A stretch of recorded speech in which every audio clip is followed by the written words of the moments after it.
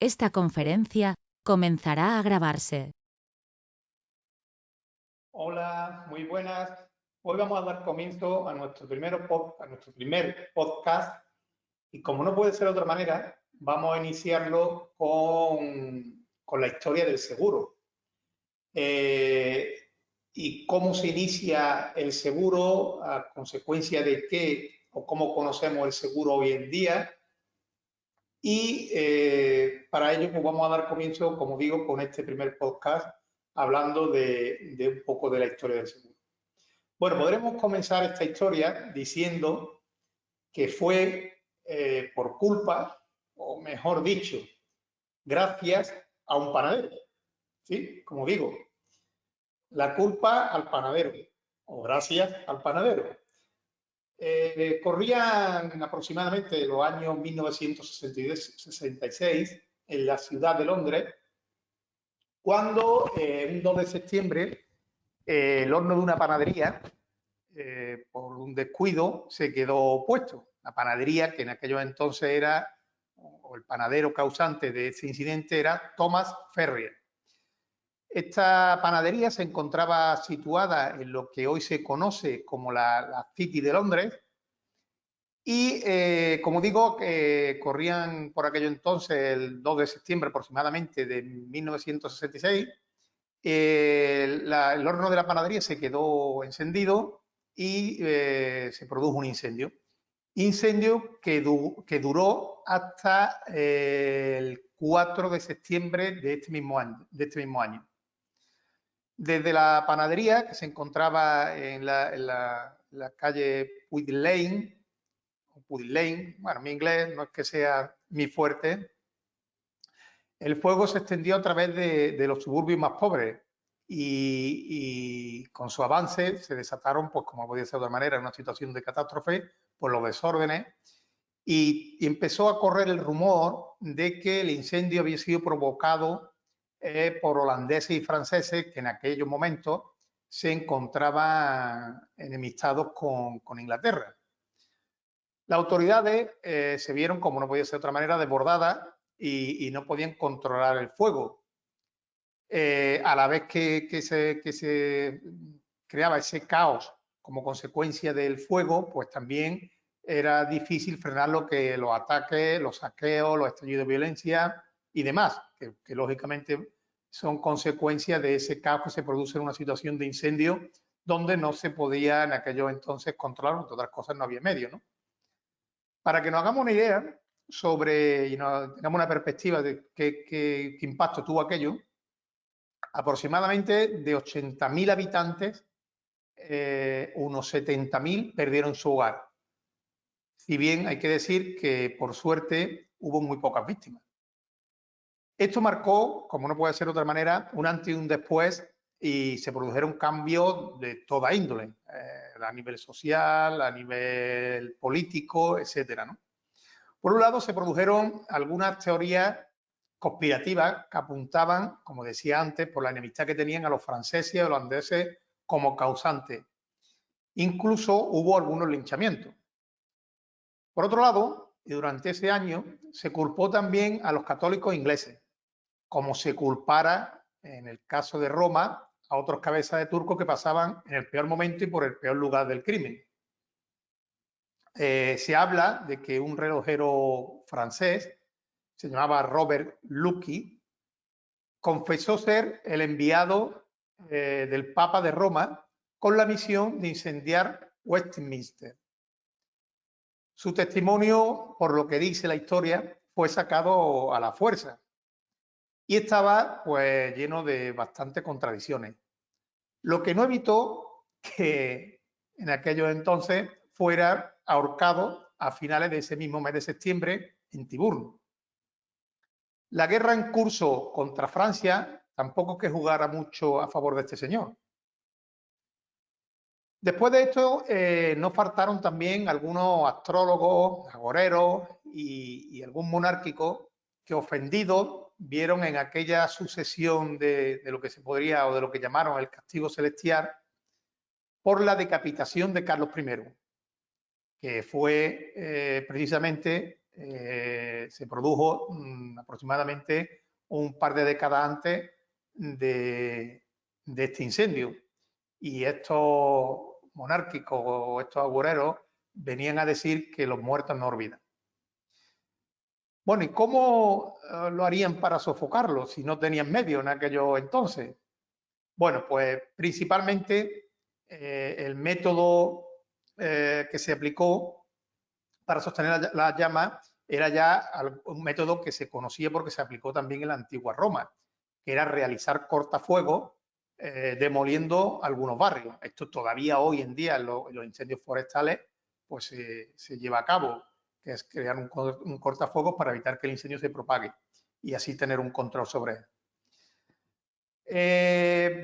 Claro, echar agua, pues bueno, es como echar cucharaditas de azúcar al mar para endulzarlo, ¿no? Era poco efectivo, con lo cual no le quedaba más remedio que tomar una decisión bastante drástica, como era derribar edificios completos, ¿no?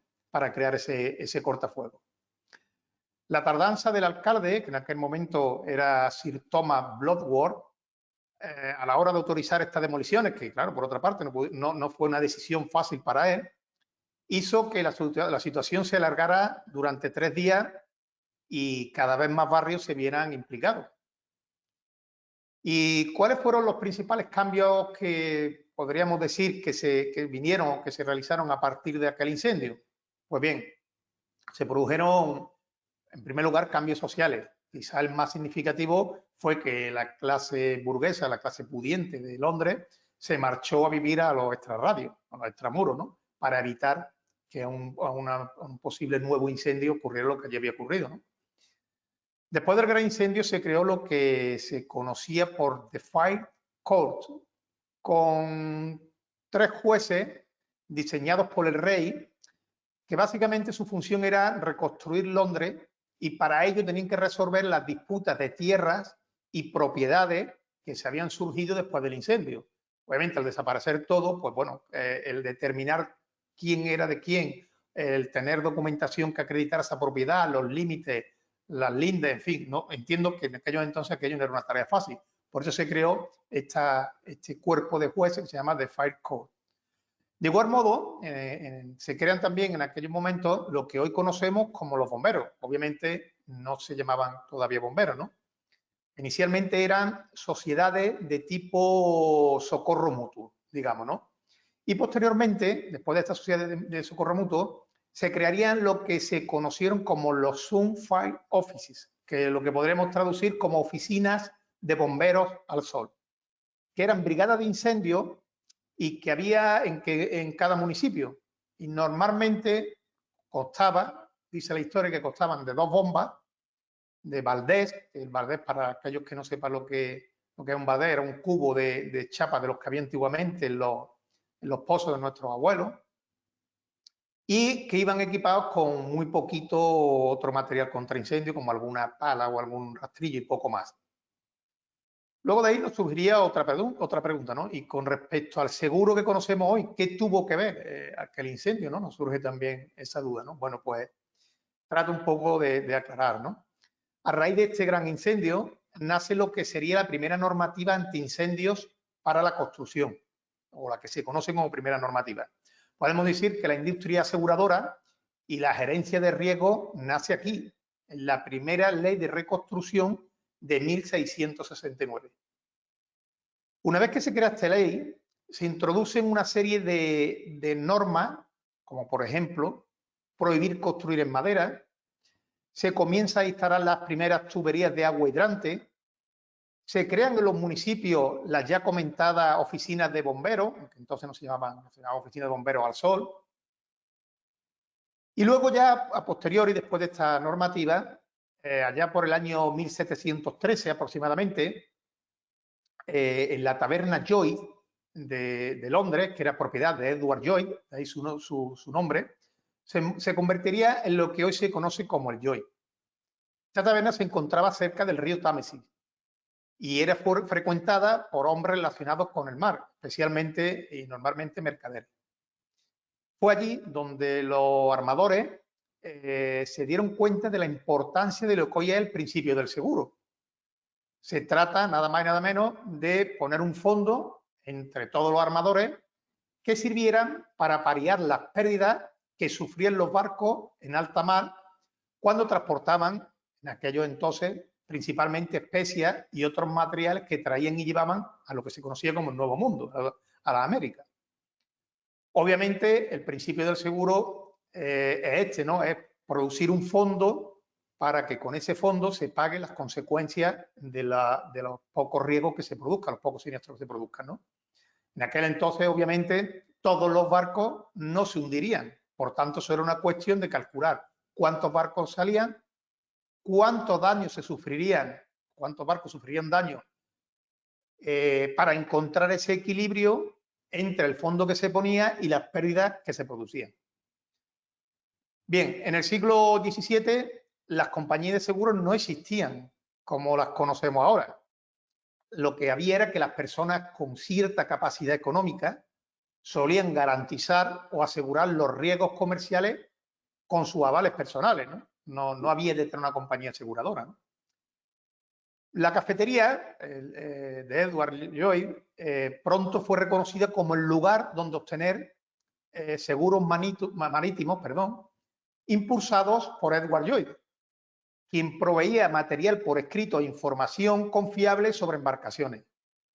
Después de su muerte, en 1713, la cafetería sigue siendo un punto de encuentro para que tanto los mercaderes como los relacionados con el transporte marítimo celebraran reuniones informales, hicieran negocios relacionados o no con los seguros, pero entre ellos también el seguro. Hoy en día, el nombre de Lloyd es sinónimo de seguro en todo el mundo. Básicamente es la sede central del seguro mundial. Y bueno, no quiero tampoco extenderme mucho más. Esto sería una breve introducción a la historia del seguro, desde cómo se inicia gracias a un panadero y cómo llegamos a lo que hoy mundialmente conocido por el Lloyd de Londres. Pues nada, como digo, espero que os haya gustado esta breve introducción a la historia del seguro y os recuerdo que podéis seguirme en mi página web www.jesuscanovaca.com o en las diferentes redes sociales y en LinkedIn. Muchas gracias y como os digo, hasta pronto.